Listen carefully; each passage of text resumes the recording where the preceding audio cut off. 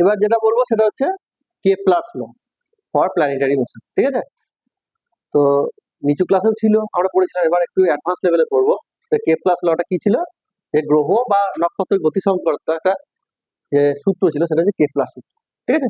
আমরা রাফলি হিসাব করি যে পৃথিবী সূর্যের চারিদিকে বৃত্তাকার পথে ঘুরছে, আদৌ কিন্তু বৃত্তাকার পথে ঘোরে না, ইলিপ্টিক পথে ঘোরে বা উপবৃত্তাকার পথে ঘোরে, ঠিক আছে? প্রথম লটাই এটা বলছে যে অল প্ল্যানেটস, ঠিক আছে, মুভস ইন ইলিপ্টিক অরবিট, ঠিক আছে? আর সূর্য সেই ইলিপসের যে কোনো একটা প্রসারিতে থাকে, বোঝা গেল? তাহলে এই যদি একটা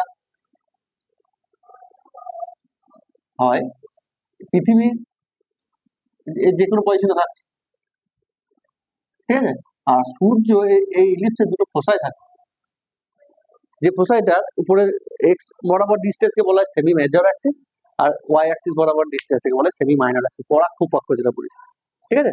তাহলে এই যে মোশনটা, এই মোশনটা হচ্ছে আমাদের ইলেকট্রিক, ঠিক আছে? এবার তো যেখানে যে কোনো মানে সূর্য যে কোনো একটা ফোসাইতে থাকবে, ফোকাসে থাকবে, আর পৃথিবী মুভ করবে, এই হচ্ছে ফার্স্ট ল। সেকেন্ড ল বলছে যে ইকুয়াল টাইমে ইকুয়াল তোমার এরিয়া কভার করবে। এই যে এরিয়াল ভেলোসিটি ব্যাপারটা বললাম না, এরিয়াল ভেলোসিটি কনস্ট্যান্ট হবে বলতে কি বোঝায়? যে ধরো সাপোজ আমি একটা কোনো পার্টিকুলার পজিশনে ধরলাম, এই ডেল্টা টি টাইমে এইখানে ছিল, ডেল্টা টি টাইমে আমি একটা নাম দিলাম, সাপোজ এইখানে ধরো পি পজিশনে ছিল, পি ড্যাশ এল, এই যে এরিয়াটা কভার করলো তার যা করসপন্ডিং এরিয়াল ভেলোসিটি হবে, ঠিক আছে? এরপরে যে এরিয়াটা কভার করছে দেখতে পাচ্ছ ই ডবল ড্যাশ, এইটা মাস্ট বি সেম, ঠিক আছে? এটা হচ্ছে সেকেন্ড ল। তাহলে ফার্স্ট ল হচ্ছে কে প্লাস ল, ফার্স্ট ল হচ্ছে ইলিপ্টিক অরবিট, আমি শর্টে লিখছি,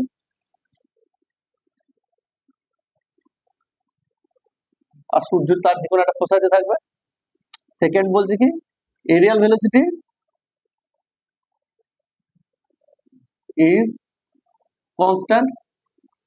থার্ড বলছে কি যে এই যে টাইম অফ রিভলিউশন, ঠিক আছে, বা প্রদক্ষিণ কাল, তার স্কোয়ার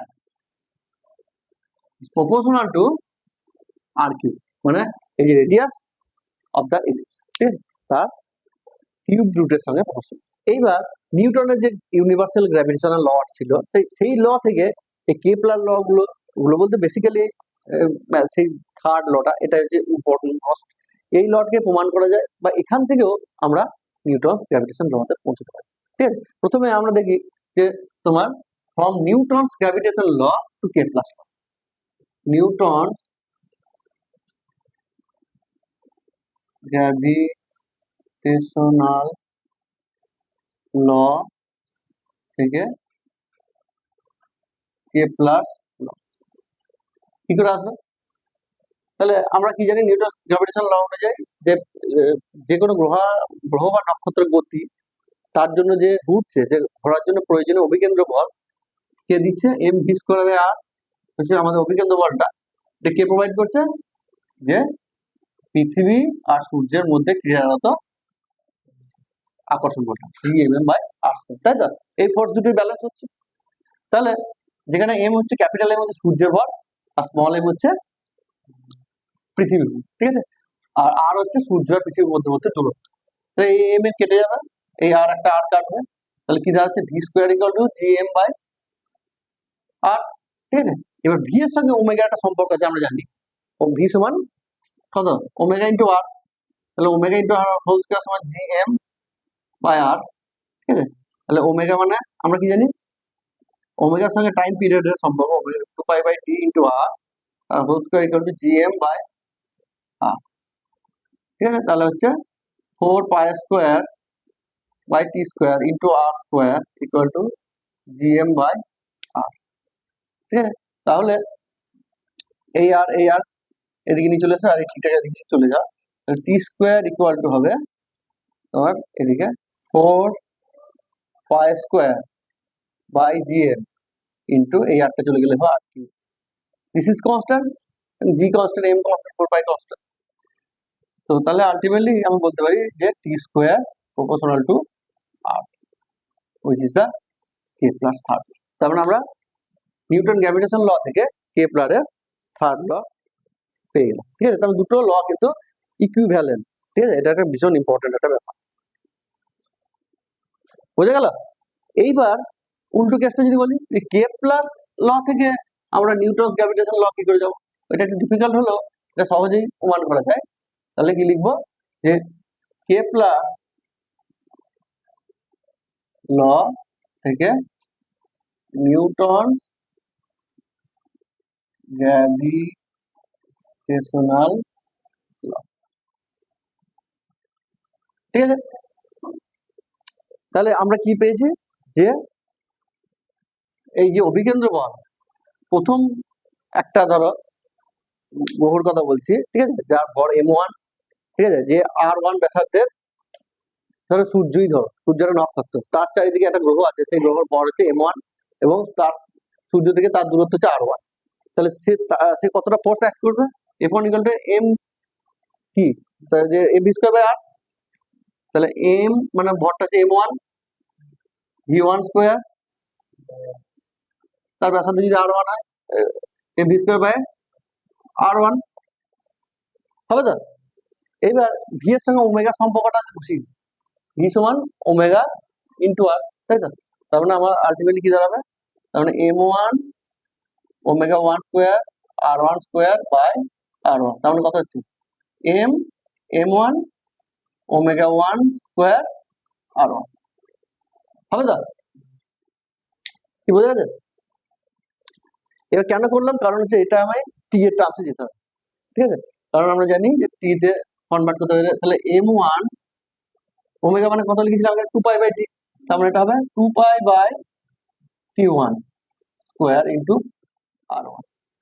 ঠিক আছে, তাহলে কত দাঁড়াচ্ছে, 4π² m1 r1/t1। What is this? This is f1। Similarly অন্য একটা প্ল্যানেট যেটা মুভ করছে, ঠিক আছে, সেটা যদি তার ভর m2 হয় এবং তাদের চাঁদ থেকে সূর্যের দূরত্ব যদি r2 হয়, ঠিক আছে, এবং তার যদি প্রদক্ষিণ কাল যদি t2 হয়, তার মানে f2 = কি লিখবো, একবারে লিখে দিচ্ছি 4π² m2 r2/t2। বোঝা গেল? আচ্ছা, আর একটা যে t2 তো না, t2² হবে তো। ঠিক আছে, তাহলে m2 r2/t2²। ঠিক আছে, তাহলে এই যে দুটো পেলাম আমরা কোয়ান্টিটি, এই কোয়ান্টিটি দুটো যদি আমরা রেশিও নিই f1/f2 যদি করি আমরা, তাহলে আলটিমেটলি কি হবে দেখো, তাহলে কেটে যাবে সবই। তাহলে f1 থাকছে শুধু করে 4π² m1 r1/t1² into t2² m2 r2। ঠিক আছে, তাহলে কি কাটছে, 4π² কাটছে, তাহলে কি দাঁড়াচ্ছে, m1 r1 t2² m2 r2 t1²। ঠিক আছে, কি দুটো পেলাম আমরা, ফোর্স দুটো পেলাম, ফোর্স দুয়ের রেশিও। কি কার সঙ্গে কার ফোর্স, যে আমাদের সূর্যের সঙ্গে একটা নক্ষত্র গ্রহ তার ফোর্স, বা সূর্যের সঙ্গে সেকেন্ড যে নক্ষত্র তার ফোর্স, এই দুই ফোর্সের রেশিওটা। এইবার কেপলারের দ্বিতীয় সূত্র থেকে আমরা আনতে চাইছি, তা কেপলারের তৃতীয় সূত্র থেকে, কেপলারের তৃতীয় সূত্রটা কি, t² প্রপোর্শনাল টু r3, তাই তো। আমাদের শুধু লাস্ট লাইনটা লাগবে, তা t² প্রপোর্শনাল টু r3 আমরা জানি।